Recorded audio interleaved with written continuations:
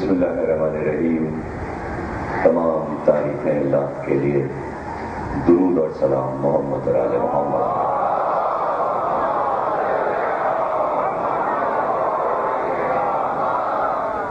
1427 ہجری کے اشرح جیلوں کی دوسری تقریر آپ حضرات سماعت فرما رہے ہیں. موضوع ہے حیات ابو الفضل حضرت عباس.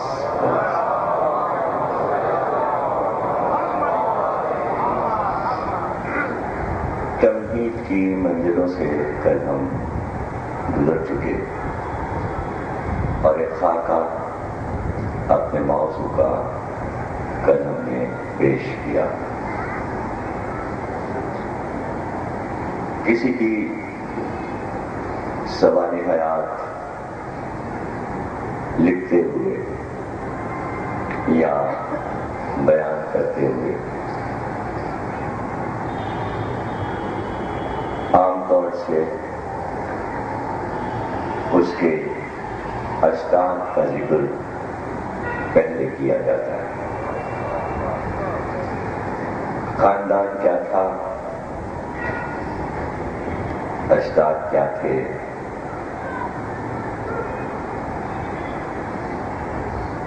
دادا کون تھا، پردادا کون تھا، اور پھر اگر نانیحال بھی آلہ ہے تو پھر ذکر ہوتا ہے نانا کون تھا اور پردانا کون تھا. پھر ماں باپ کا ذکر ہوتا ہے، ماں باپ کون تھے. پھر خصوصی طور پر اگر کچھ واقعات ہوئے ہوں تو ان کو بھی درج کر دیا جاتا ہے کہ یہ اہم حالات اور واقعات تھے کہ جب یہ شخص پیدا ہوا. تو ضروری ہو جاتا ہے مثلاً قائد اعظم بانی پاکستان کی سوانح حیات لکھتے ہوئے جو باہر کے لوگوں نے بھی لکھا، انگریزوں نے بھی لکھا، یورپ کے لوگوں نے بھی لکھا، پاکستان و ہندوستان میں بھی ان کی سوانح حیات لکھی گئی. تو خصوصی طور پر ان کے باپ، ان کے دادا، سب کا ذکر کیا گیا. اور ایک خصوصی واقعہ بھی درج کر دیا گیا کہ خاندانی نام جنا کیوں پڑا. اس لیے کہ لکھنے والا اگر سرسری طور سے گزر جاتا تو پڑھنے والے یہ پوچھتے کہ سوانح حیات لکھنے والے نے یہ نہیں بتایا کہ یہ جنا لفظ کہاں سے آیا. تو اس نے لکھا، اس نے بتایا کہ یہ لفظ ذوالجناح ہے اور قائد اعظم کے گھر میں منت مانی جاتی تھی اور منت سے ان کے والد پیدا ہوئے. تو منت ماننا یہ ایک الگ مسئلہ ہے. مرادیں کس طرح آتی ہیں، منتیں کس طرح مانی جاتی ہیں.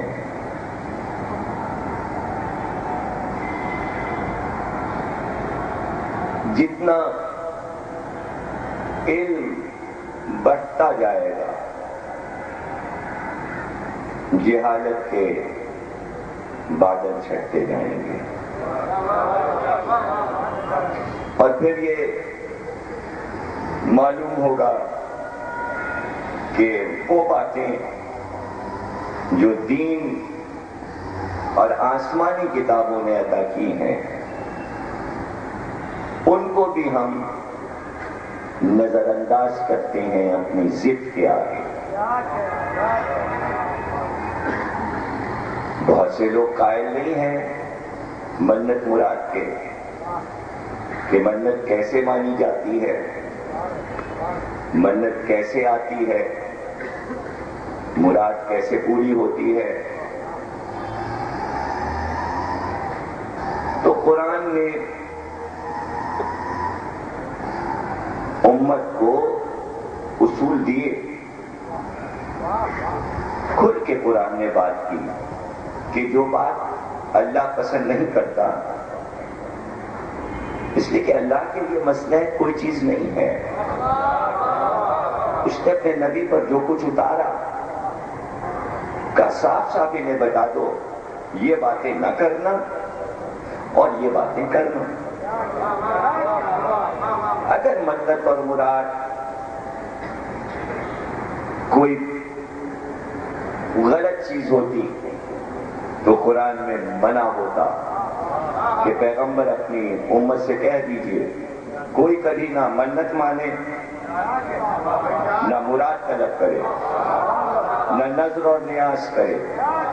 ایسی کوئی آیت قرآن میں نہیں ہے، بلکہ آیت یہ ہے یوفون بالنذر، جو اپنی نذروں کو پورا کرتے ہیں منتیں ماننے کے بعد.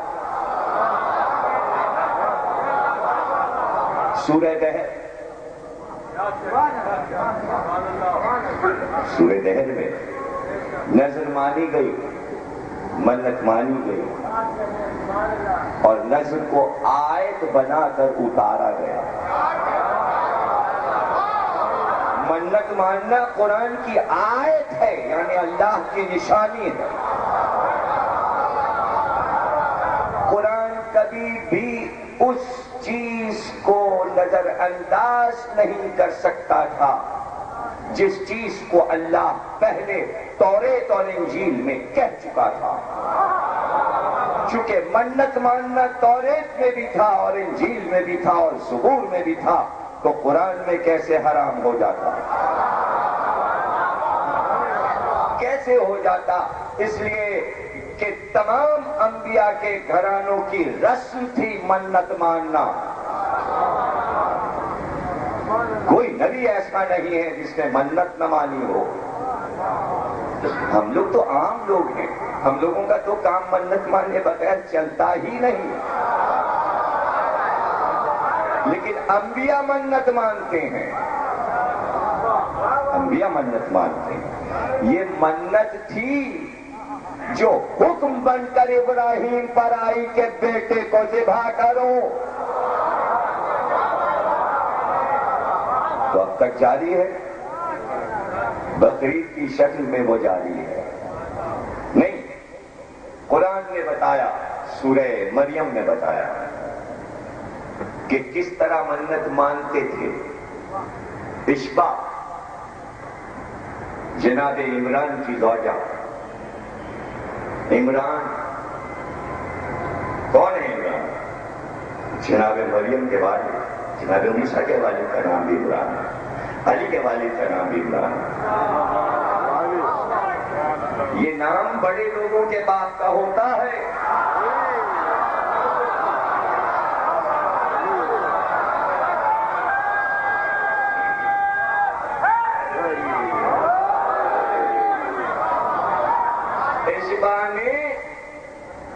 بڑھاپا آ گیا تھا، ضعیف ہو گئی تھی، گھر میں تنہا تھی، عمران کہیں گئے ہوئے تھے. اشبا عبرانی زبان کا نام ہے. انگلش میں جب یہ لفظ آتا ہے تو عزت ہو جاتا ہے، ہے ساکن ہو جاتی ہے عبرانی اور عربی میں. یہی نام الزبت ہے، اشبا. دیکھا کہ ایک چڑیا اڑتی ہوئی آئی، نظر گئی اشبا کی، گھونسلے میں گئی. جیسے ہی گھونسلے کے دروازے پہ پہنچی تو چھوٹے چھوٹے بچوں نے چلا چلا کے اس کا استقبال کیا. جیسے ہی وہ بچے آگے بڑھے، اس چھوٹی سی ماں نے چھوٹے چھوٹے بچوں کی چونچ میں کچھ بھرنا شروع کیا اور پروں کو پھیلا کر بچوں کو اپنے سائے میں لے لیا. گویا کافی دیر سے جدا تھی بچوں سے، غذا کی، رزق کی تلاش میں. بچے جو ملے تو پروں کے سائے میں لے لیا. گویا یہ اس کا پیار تھا، گویا یہ اس کی ممتا تھی. یہ منظر اس ماں نے بڑے غور سے دیکھ کر صرف اتنا کہا، اس پرندے کو بھی تو نے بچے عطا کیے ہیں اور اس کی ممتا کامل ہو گئی. کاش پروردگار مجھ کو بھی ایک بیٹا دے دیتا، اس طرح میں بھی اس کو اپنے گود میں بھر لیتی. یہ منت شروع ہو رہی ہے. اب کیا کہا کہ پروردگار اگر تو مجھ کو بیٹا دے دے. وہ دعا تھی، دعا ختم ہو گئی کہ دے دے. اب جو کچھ ہو رہا ہے یہ دعا نہیں ہے، دعا ہو چکی. اب منت، اگر، جب اگر کا لفظ لگ جائے تو منت شروع ہو جاتی ہے. اگر تو مجھے ایک بیٹا دے دے تو میں تیری بارگاہ میں تیری ہیکل کی خدمت کے لیے، بیت المقدس کی خدمت کے لیے، محراب عبادت میں اس کو چڑھا دوں گی تاکہ خانہ خدا کی خدمت کرے وہ بیٹا. منت مان لی، ادھر منت مانی، ادھر اس کی رحمت چلی، اس کی رحمت چلی. آثار ہوئے، ماں بننے سے قریب ہوئی، قریب ہوئی اور پھر ماں بن گئی. لیکن جیسے ہی ماں بنی تو معلوم ہوا کہ بیٹا نہیں ہوا، بیٹی پیدا ہوئی. منت مانی تھی بیٹے کی، دیا اس نے بیٹی.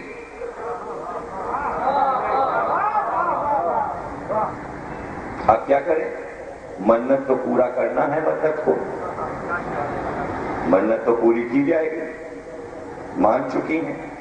بچی کو کپڑے میں لپیٹا، لپیٹ کے بیت المقدس پہنچی اور چونکہ منت مانی تھی لے جا کے محراب عبادت میں ڈال دیا.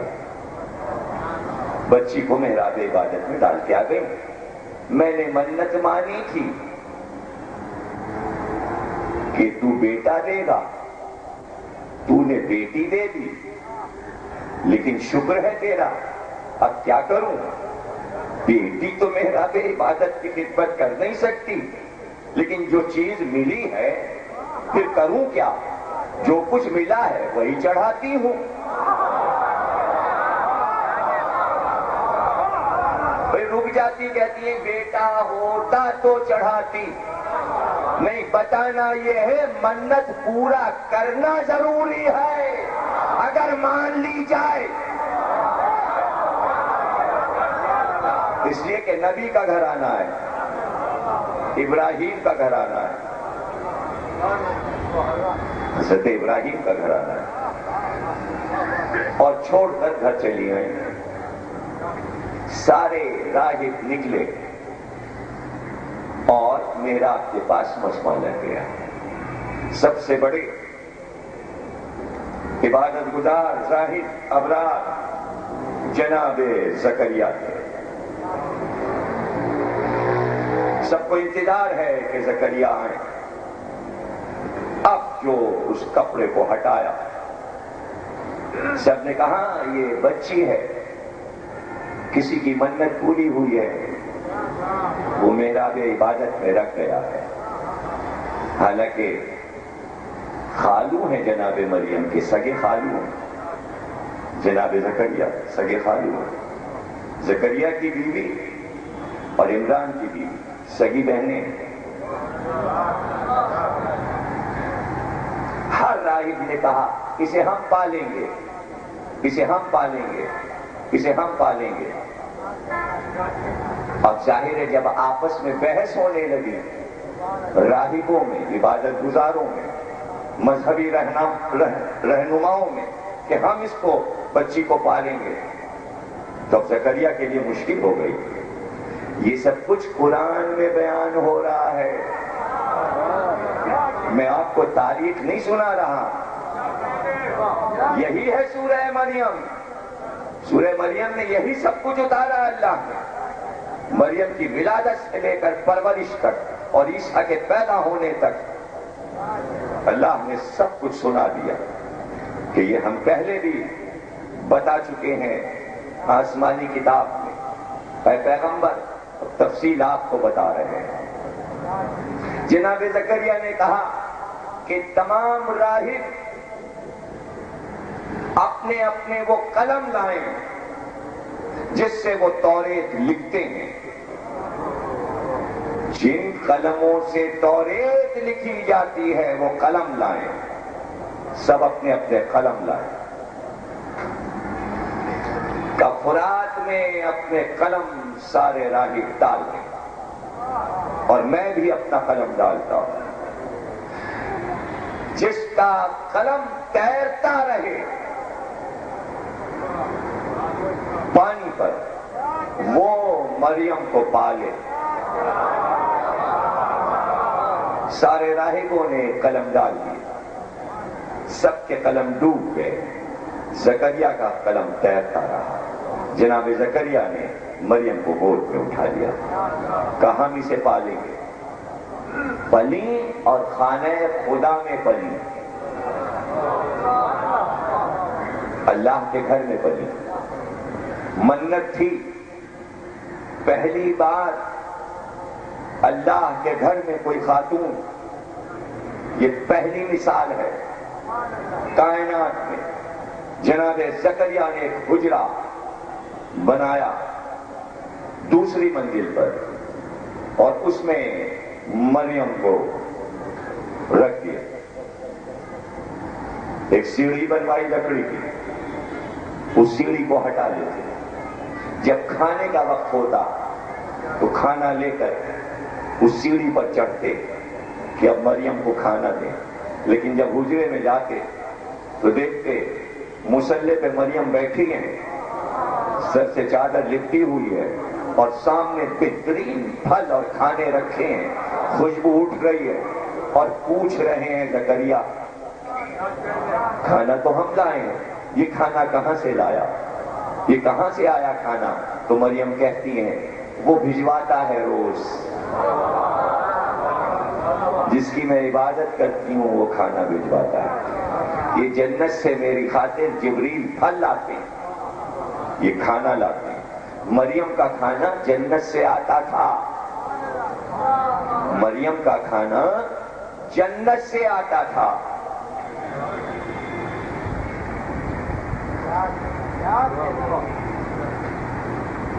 ایک دن مسجد میں مولا علی نے کہا کہ یا رسول اللہ آج ہمارے گھر پہ آپ کھانا ہمارے ساتھ کھائیں۔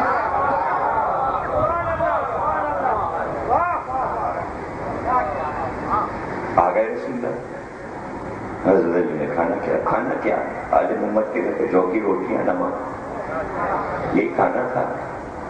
کھانا کیا کوئی دعوت؟ جب چلنے لگے کھانا کھا کے شہزادی نے کہا کل بابا میری طرف سے۔ دوسرے دن بھی آ گئے، جب چلنے لگے تو حسنین آگے بڑھے، دونوں بچوں نے کہا نانا کل ہماری طرف سے۔ تیسرے دن بھی کھانے پہ آ گئے۔ اب جب تیسرے دن کھانا کھا کے چلنے لگے تو در پہ فرزہ پردہ اٹھائے کھڑی ہوئی تھی، کہنے لگی سرکار کل میری طرف سے۔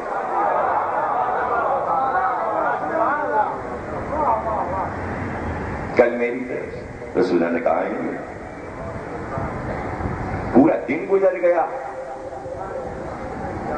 شہزادی نے کہا پھر سے تم نے کچھ پکایا نہیں، کوئی انتظام نہیں کیا؟ کہا ہو جائے گا انتظام۔ سرکار کا کھانا کیا ہے ہم نے، وہ آئیں گے، اس کو معلوم ہے، اور سرکار آ بھی گئے۔ فضا کمرے میں گئی، 2 رکعت نماز پڑھی، کہ پروردگار میں زہرا کی کنیز ہوں، میں نادار ہوں، کچھ نہیں رکھتی، لیکن تیرے حبیب کی دعوت کی ہے۔ بس یہ دعا ختم نہیں ہوئی تھی کہ جنت کے کھانے اترے۔ کھانا لے کر آئی رسول اللہ کے پاس، جیسے ہی خوشبو آئی کہ فضا یہ تو جنت کے کھانے معلوم ہوتے ہیں۔ فضا نے کہا میں نے نماز پڑھ کے دعا مانگی، سامنے یہ کھانے رکھے تھے، تو ایک جملہ کہا، مڑ کر فضا سے کچھ نہیں کہا کہ سیدہ تیری کنیز کو وہ شرف حاصل ہو گیا جو مریم کو حاصل۔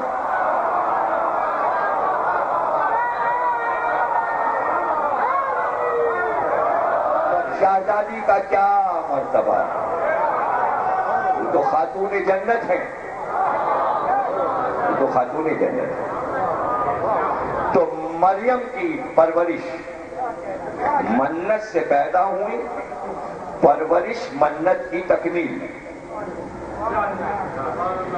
بنی ہاشم کے گھر میں منت ماننا جانے صدیوں سے چلا آ رہا تھا، صدیوں سے چلا آ رہا تھا۔ منت مان لی عبد المطلب نے، پروردگار 12 بیٹے عطا کر۔ عجیب منت ہے عبد المطلب کی۔ اچھا کیوں 12 بیٹے کیوں عطا کر؟ وہ سمجھے کیا دعا مانگی ہے اشبا نے؟ بیٹا دے جو تیرے گھر کی خدمت کرے۔ یہاں بھی تو گھر کا مسئلہ ہے۔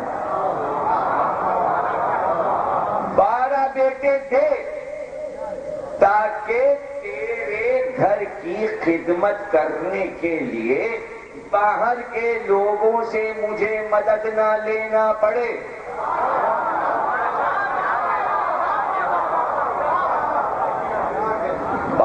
لیکن اگر تو پھر آ گیا، اب منت شروع ہو گئی، اگر 12 بیٹے ہو گئے تو 12 میں سے ایک تیری بارگاہ میں قربان کر دوں، تیری راہ میں۔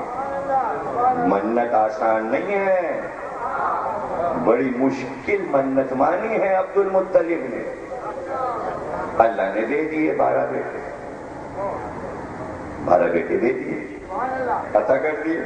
جب 12 پورے ہو گئے، بڑے بھی ہو گئے، کہا اب ہم نذر پوری کریں گے، مانیں گے، مانی ہے منت تو اب ہم پوری بھی کریں گے۔ اور منت وہیں جا کے پوری ہوگی جہاں ابراہیم نے مینا میں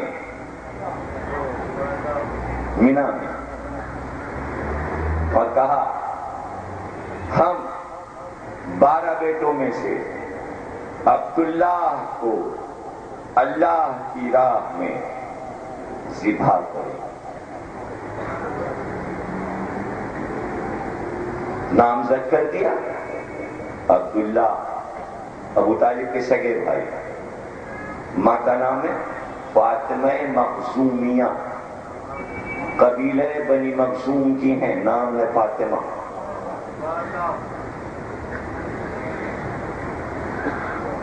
کون بولے عبد المطلب سے؟ کون کہہ رہے منت ہے؟ بس اتنا ہوا، بہنیں لپٹ گئیں بھائی سے۔ 7 بیٹیاں بھی تھیں عبد المطلب کے، اب 7 بہنیں لپٹ گئیں۔ کہا بابا ہم تو نہیں عبداللہ کو قربان کرنے دیں گے، کہ تم ہماری منت میں، اللہ سے ہمارا وعدہ ہے، ہم تمہاری بات نہیں سنیں گے۔ لے کے چلے۔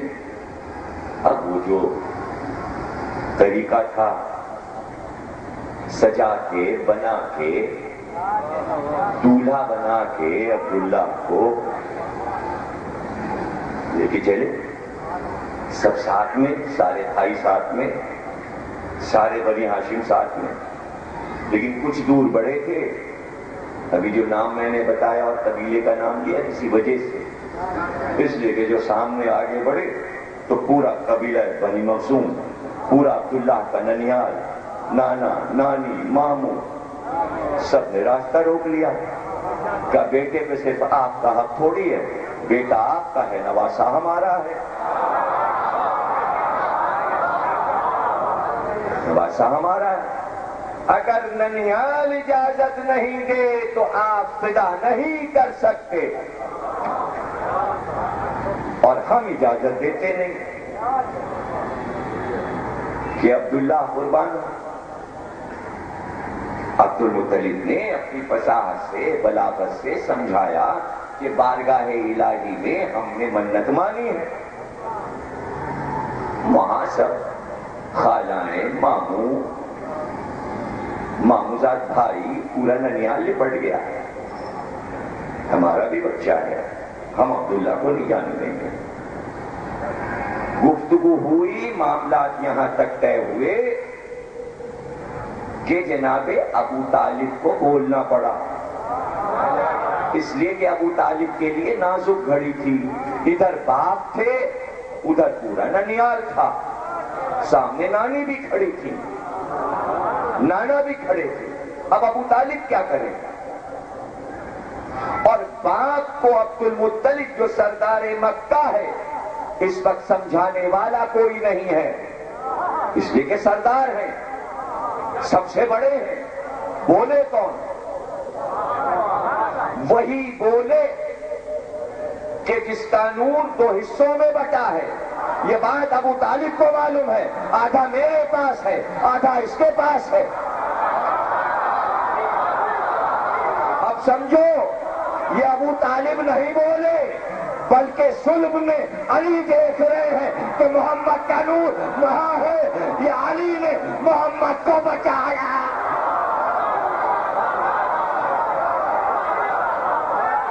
محافظ تو علی ہے، محافظ علی ہے، محمد کا محافظ. عالم نور میں حفاظت ہو رہی ہے.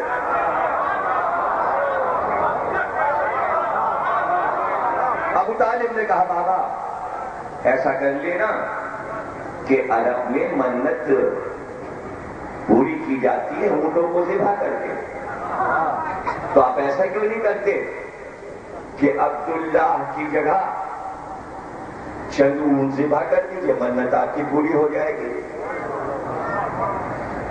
ابو طالب نے بات مان بھی لی. کہ لیکن ہم قرعہ ڈالیں گے، ہم عبداللہ کا نام اور اونٹوں کی تعداد پر قرعہ ڈالیں گے.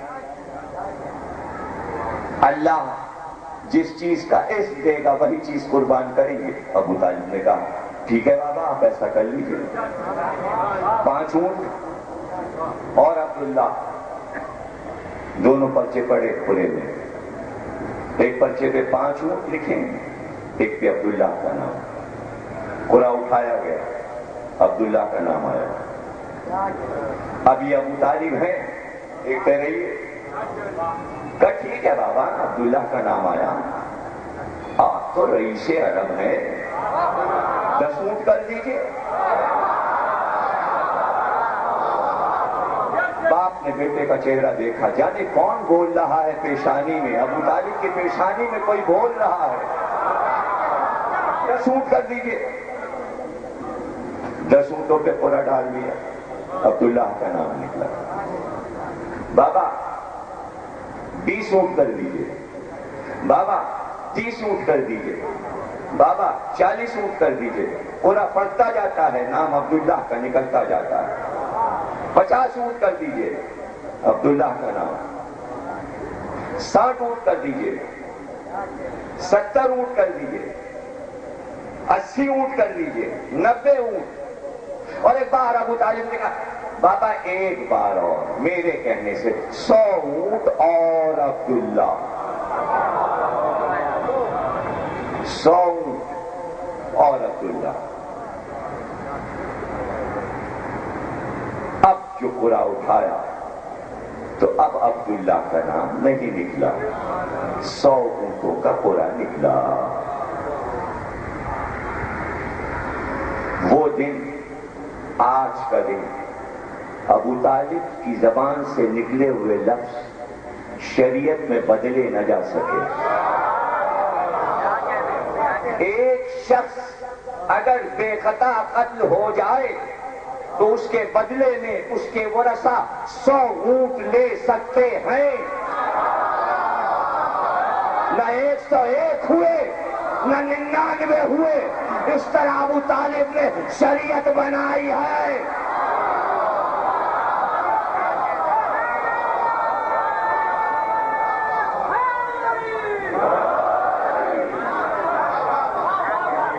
پتا کیا کہ شریعت میں کتنی باتیں عبد المطلب کی داخل ہیں اور کتنی ابو طالب کی داخل ہیں۔ عمل سب کر رہے ہیں، بحث ایمان پہ ہو رہی ہے، یعنی ان کے زبان سے نکلے ہوئے لفظ پر عمل کر کے اپنا ایمان ثابت کرنے والے ان کے ایمان پہ بحث کرنے بیٹھے۔ ابو عبد المطلب نے کہا نہیں، ایسا نہیں ہوگا، ایسا نہیں ہوگا۔ ہم 100 اونٹ اور عبداللہ وہاں سے یہاں تک جتنی بار چل کے آئے ہیں اور جتنی بار عبداللہ کا نام نکلا ہے اتنی بار پھر قرا ڈالیں گے، اور اب اتنی ہی بار قرا ڈالتے گئے یہاں تک کہ ہر بار 100 اونٹ نکلتے رہے۔ نہیں سمجھے؟ چاہ رہے تھے عبد المطلب کہ میں اچھی طرح سے اپنے رب کو راضی کر لوں، اور جب وہ راضی ہو جائے تو میری نسل میں یہ لفظی ہی ختم ہو جائے، رضی اللہ تعالی عنہ۔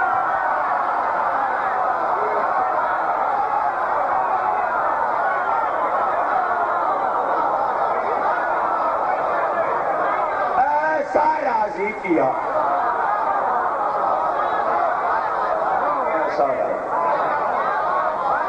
اور پھر دیکھتے ہی دیکھتے 100 اونٹ حلال ہو گئے مینا میں۔ 100 اونٹ کس نے دیے تھے قربانی میں؟ 100 اونٹ کوئی عرب کا سرتاج ہی دے سکتا تھا۔ 100 اونٹ عرب کے فقیر 1 اونٹ نہیں دے سکتے تھے۔ جو قوم 1 اونٹ پر برسوں لڑتی ہو وہ 100 اونٹ کیا دے سکتی ہے؟ ارے اونٹ پر آنا اور ہے، 100 اونٹ دینا اور ہے۔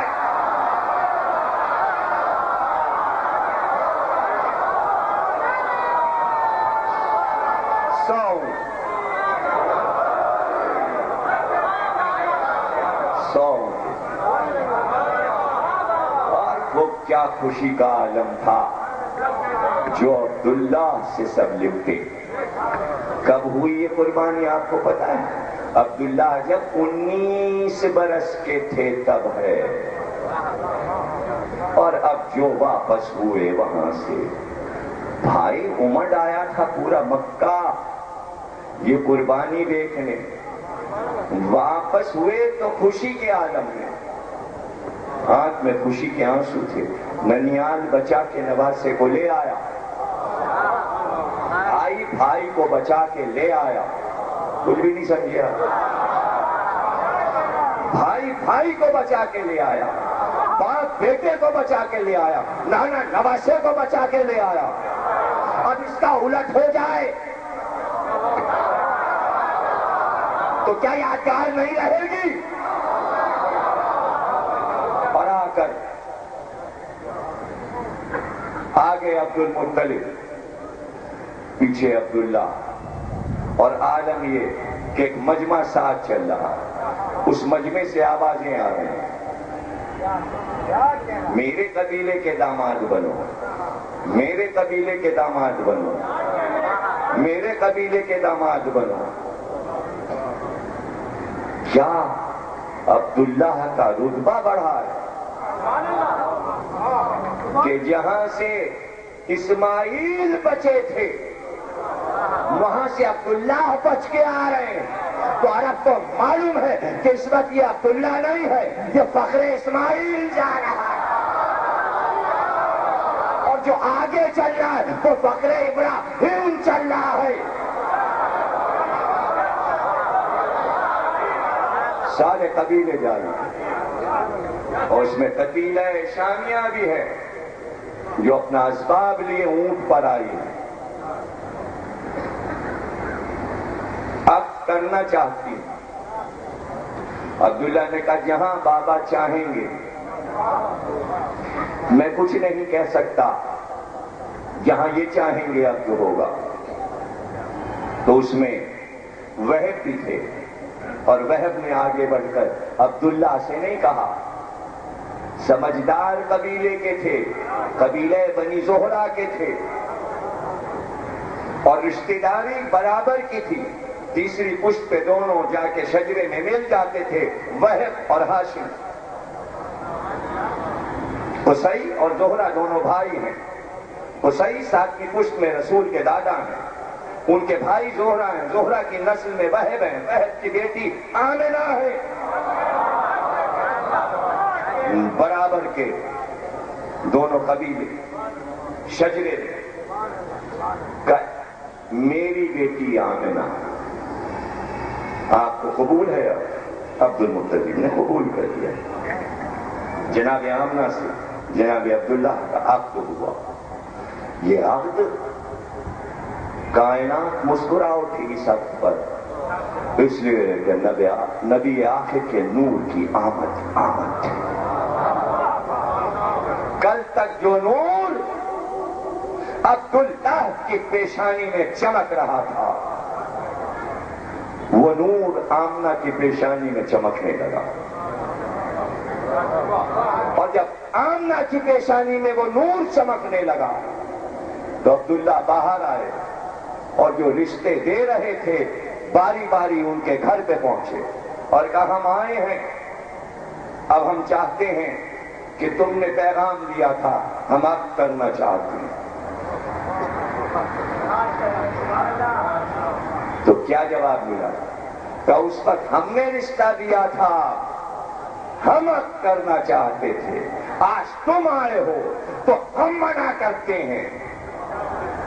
عبداللہ نے کہا کیوں منع کیوں؟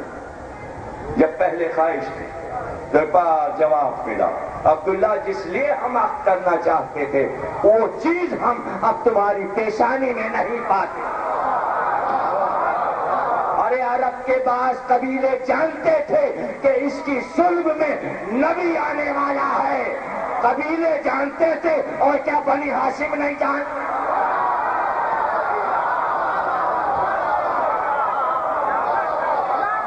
تو اس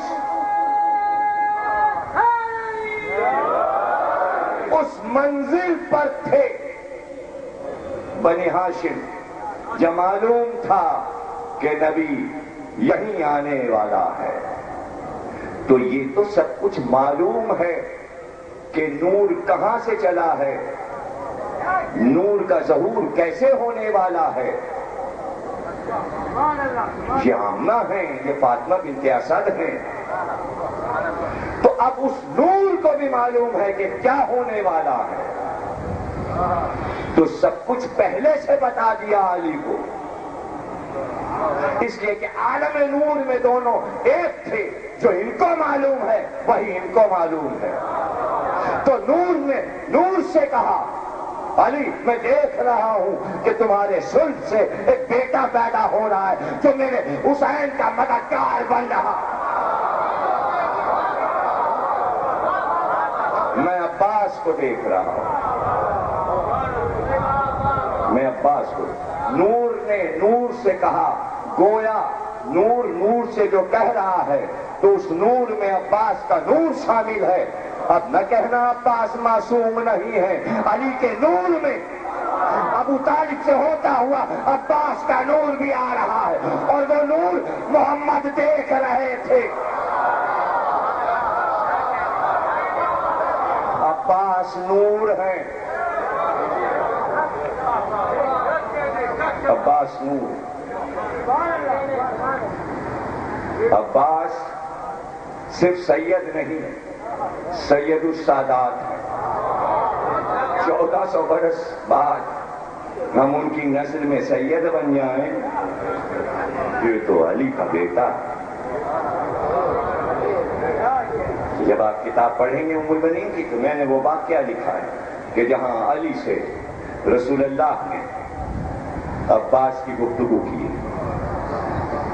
رسول میں اور علی میں عباس کے موضوع پہ گفتگو ہوئی ہے۔ یہ موضوع جو آپ سن رہے ہیں یہ موضوع بزم رسول میں ہو چکا۔ ذکر عباس نبی کر رہے تھے اور سامع علی تھے۔ ذکر عباس زبان رسالت پر تھا، سامع امامت۔ وہ کس فخر کی منزل پر ہم اور آپ ہیں اس وقت کہ ہم ذکر عباس کریں گے 10ویں منزل تک۔ تمہید اس لیے کی تاکہ جب اس منزل پر آپ پہنچیں تو آپ خوش ہو جائیں کہ منت کسے کہتے ہیں، منت کہاں کہاں مانی گئی۔ ام البنین منت سے پیدا ہوئی، کچھ کہا میں نے، مریم پڑھ چکا میں، صلوات پڑھیے گا۔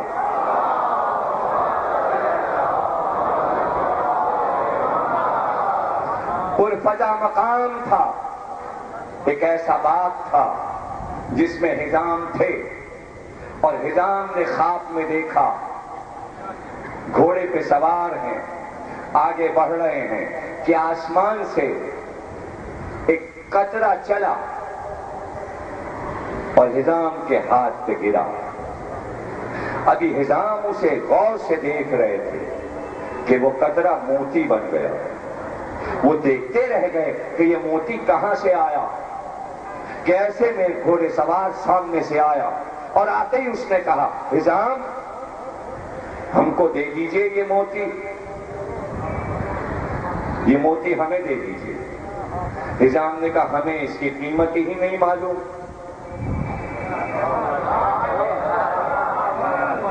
کہ اگر قیمت آپ کو نہیں معلوم تو ہم آپ کو بتائیں، آپ یہ موتی ہمیں دے دیجئے، قیمت ہم آپ کو بتائے دیتے ہیں، اور اس کے موتی کے ضامن ہم ہوتے ہیں، اور جو کچھ ہم کہیں گے ہوگا وہی۔ حزام نے کہا یہ موتی کیا ہے؟ کہ یہ موتی قدرت کا تمہیں عطیہ ہے۔ تمہارے ایک بیٹی ہوگی، وہ بیٹی ایک عظیم انسان کی زوجہ بنے گی، اس سے ایک عظیم بیٹا پیدا ہوگا، وہ بیٹا قیامت تک تمہارے نام کو زندہ رکھے گا۔ کہ آپ ضمانت دیتے ہیں اس بچے سے میرا نام زندہ رہے گا؟ کہاں بیٹا بڑے آدمی کا ہوگا لیکن اتنا بڑا انسان ہوگا کہ اپنے نانا کا نام زندہ کر دے گا۔ حزام کیا تم چاہتے ہو میں ضمانت لوں؟ حزام نے کہا آپ نے ضمانت لی؟ کہاں؟ کہ یہ موتی آپ کے حوالے، کہ یہ موتی تمہیں مل جائے گا۔ آنکھ کھل گئی حزام کی، زوجہ کو خواب سنایا کہ بیٹی ہوگی، کہ تو نام کیا رکھیں گے؟ کہ ہم نام اس کا رکھیں گے وہ جو پیغمبر نے اپنی بیٹی کا نام رکھا تھا۔ بس یہاں سے پتا چلا کہ قبیلہ محب اہل بیت ہے، قبیلہ محب اہل بیت ہے۔ اب علی کی نظر کہاں ہے؟ علی کی نظر کہاں ہے؟ قبیلہ محب اہل بیت ہے، بیٹی ہوئی، نام رکھا فاطمہ۔ کنیت پہلے رکھتے تھے، کنیت رکھی ام المؤمنین۔ اب خواب میں تو بشارت ہو چکی، اس لیے کہ موتی دیکھا ہے، موتی۔ دیکھیے بنین کے دو معنی ہیں۔ اگر آپ کہیں یہ کیسے حزام کو پتا؟ 4 بیٹوں کی جو ماں ہوتی تھی عربی میں اسے بنین کہتے تھے، تو حزام کو کیسے پتا کہ اس بچی کے 4 بیٹے ہوں گے، اس کو ام البنین کہیں ہم؟ نہیں، بنین کے ایک اور معنی ہے عربی میں، بنین کے معنی ہے عقل۔ تو اگر اسے نہ بھی پتا ہو نظام کو کہ یہ 4 بچوں کی ماں بنے گی تو اس نے کچھ سوچ کر عقد کی ماں، ارے عباس سے بڑا بھی کوئی عقل مند سن 61 ہجری میں امام کو چھوڑ کر تھا. ارے وہ عقل جس عقل پر امامت نے انحصار کیا.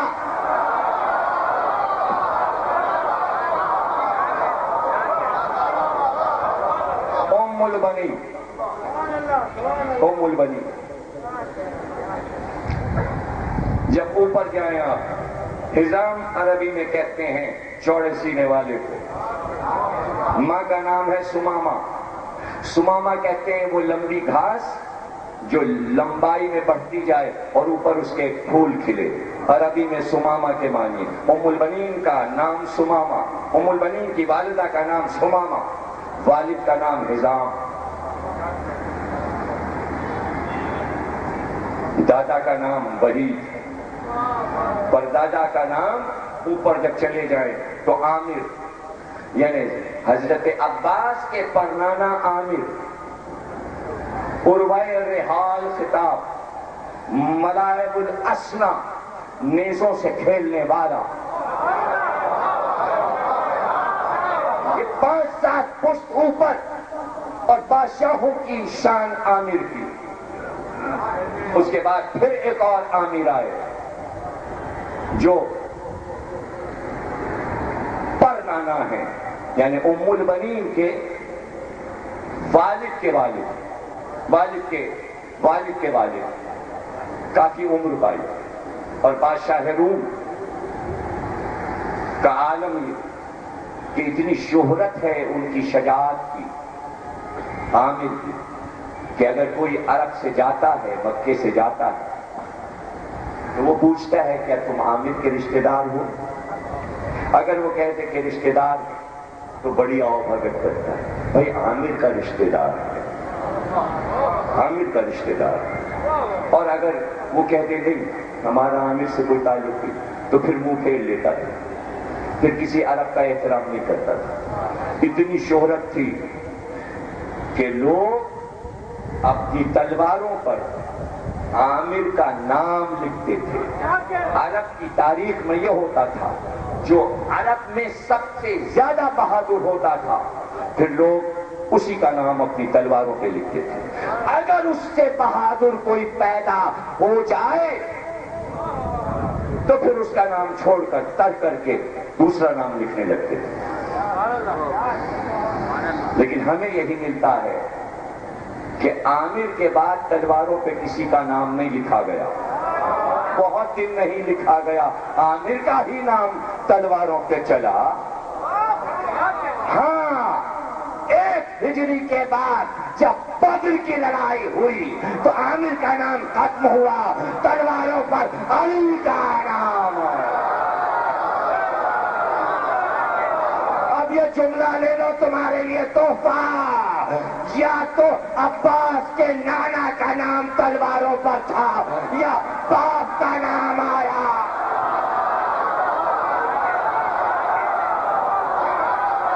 اسی جملے سے جملے دے رہا ہوں، اس لیے کہا عقیل، ایسے بہادر قبیلے کی لڑکی تلاش کرو جس سے میں عقد کروں تو بہادر بیٹا پیدا ہو. عقیل نے کہا بنی کلاب میں ام البنین فاطمہ سے عقد کیجئے. علی نے عقد کیا. بتانا چاہتے تھے کہ عباس پیدا ہو، کہیں ایسا نہ ہو کہ حسین کے مقابل عباس کا سر جھکے، اس لیے کہ حسین کا باپ بھی بہادر، نانا بھی بہادر. علی نے چاہا جب حسین کے باپ عباس کھڑے ہوں تو فخر سے کہیں باپ بھی بہادر، نانا بھی بہادر.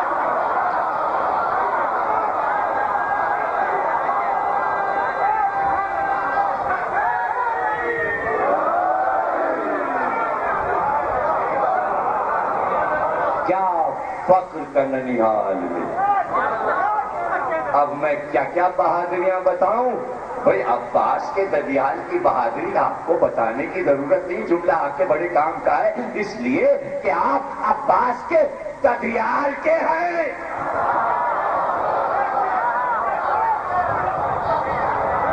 رشتہ علی نے جوڑا ہے، اس لیے ددیال والے بیٹھے عباس کے ننیال کے فضائل سن رہے ہیں. اور دے دوں جملہ، کیا کسی کے ننیال پر بات ہوگی تاریخ اسلام میں جب ددیال کا ہی پتہ نہیں ہے؟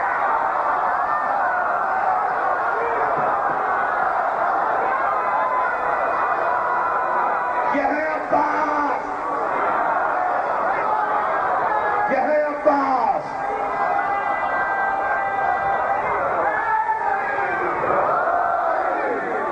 آئیڈیل بنا لینا آسان ہے. فلاں بن فلاں، فلاں بن فلاں، فلاں بن فلاں بڑا شیر تھا، بڑا بہادر تھا. ارے باپ دادا کا نام تو بتا.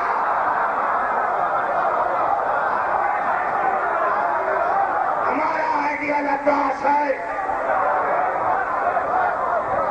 جوانوں کا آئیڈیل عباس ہے. ہم کسی بہادر کو نہیں مانتے، اس لیے کہ عباس سے بہادر کوئی نہیں گزرا. اور صرف اس لیے نہیں کہ عباس بہادر تھے، نجیب تھے. عباس کا شجرہ آدم سے چلے اور عباس پہ ختم ہو تو آدم فخر کرے کہ ہم ایسے بیٹے کے باپ ہیں کہ جس کا باپ میرا باپ ہے، ابو تراب.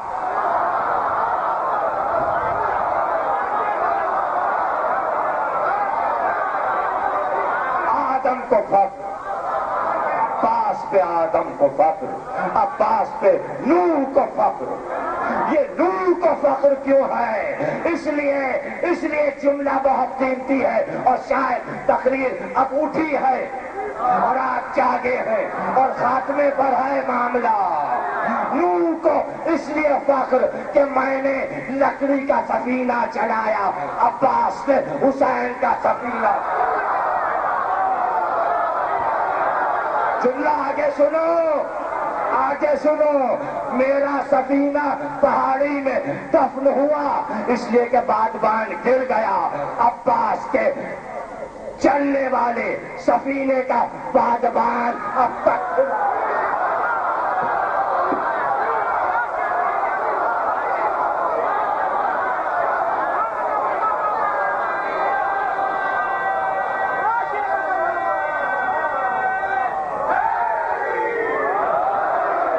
کھلا ہوا.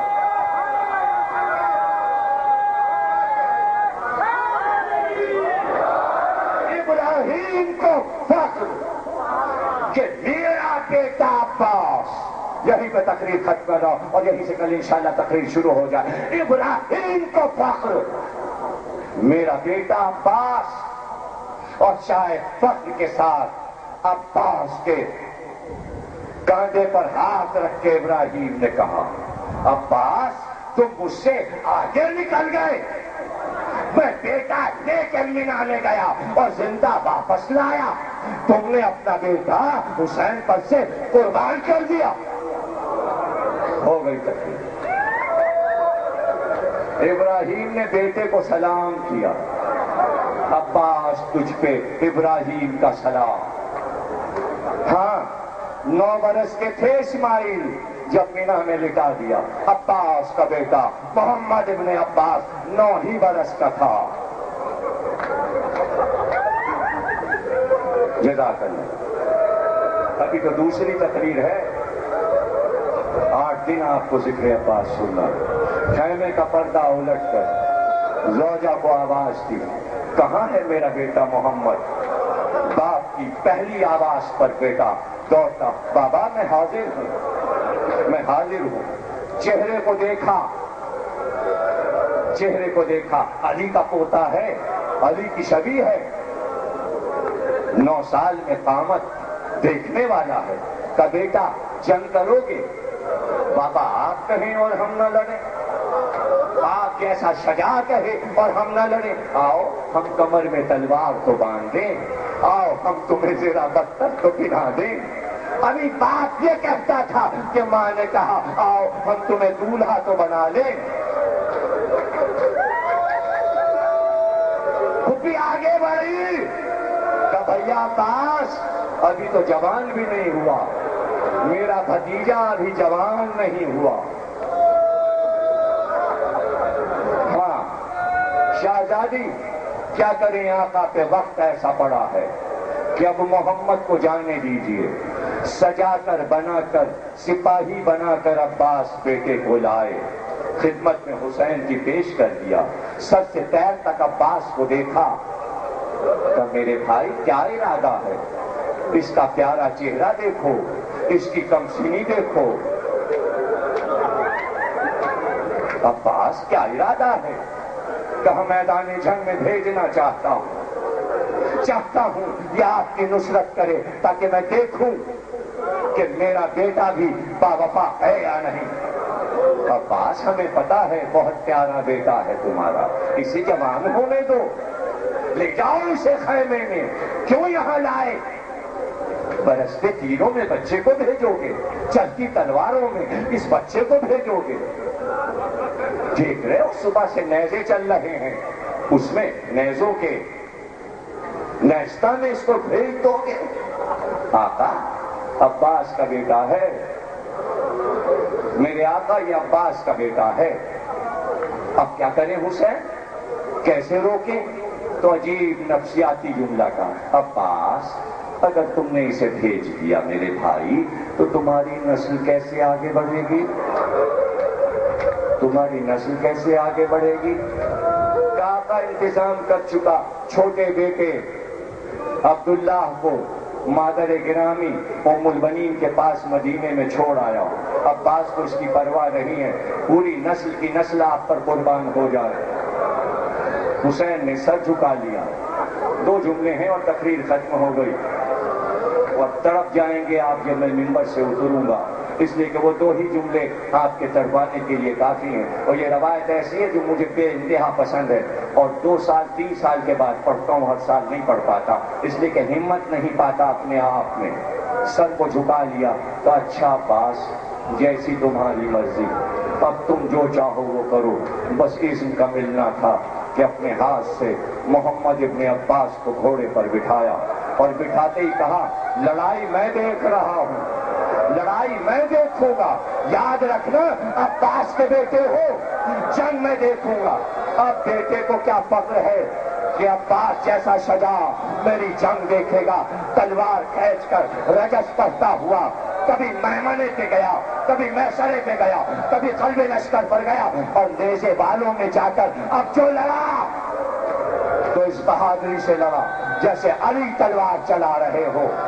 کافی دیر عباس لڑائی دیکھتے رہے، کچھ دیر کے بعد کانوں میں ایک آواز آئی، بابا بیٹا گھوڑے سے گر گیا، بابا ایک نیزہ میرے پشت سے چلا ہے اور سینے کو چیر گیا ہے، میرا سلام بابا، میرا سلام۔ عباس نے دیکھا گھوڑے پہ بیٹا نظر نہیں آیا، عباس نے دیکھا بیٹا گھوڑے پہ نظر نہیں آیا، بس ایک بار عباس کو جلال آیا، جلال آیا، گھوڑے کی لجام کو کھینچا اور چاہا کہ لجام کو چھوڑ کر تیز گھوڑے کو لے کر میدان کی طرف جائے۔ اس سے پہلے کہ عباس کا گھوڑا آگے بڑھتا، حسین نے اپنے گھوڑے کو آگے بڑھایا اور عباس کے گھوڑے کے آگے روکا۔ عباس نے حسین کو دیکھا، ایک بار حسین نے اپنا ہاتھ عباس کے سینے پہ رکھا، کہا عباس کیا ارادہ ہے، کہاں جا رہے ہو؟ کہا آقا میرا بیٹا گھوڑے سے گر گیا، میں اس کو لینے جا رہا ہوں۔ کہا عباس بیٹے کا لاشا باپ نہیں اٹھاتا، عباس تیرے بیٹے کا لاشا حسین اٹھائے گا۔ اپنا گھوڑا حسین نے عباس سے آگے بڑھایا، گھوڑے سے اترے، عباس کے بیٹے کا لاشا اٹھایا، لے کر چلے۔ عباس رونے لگے، مگر ہائے جب عصر کا وقت آیا علی اکبر کا لاشا اٹھائے، کہا عباس آؤ، جوان کا لاشا حسین۔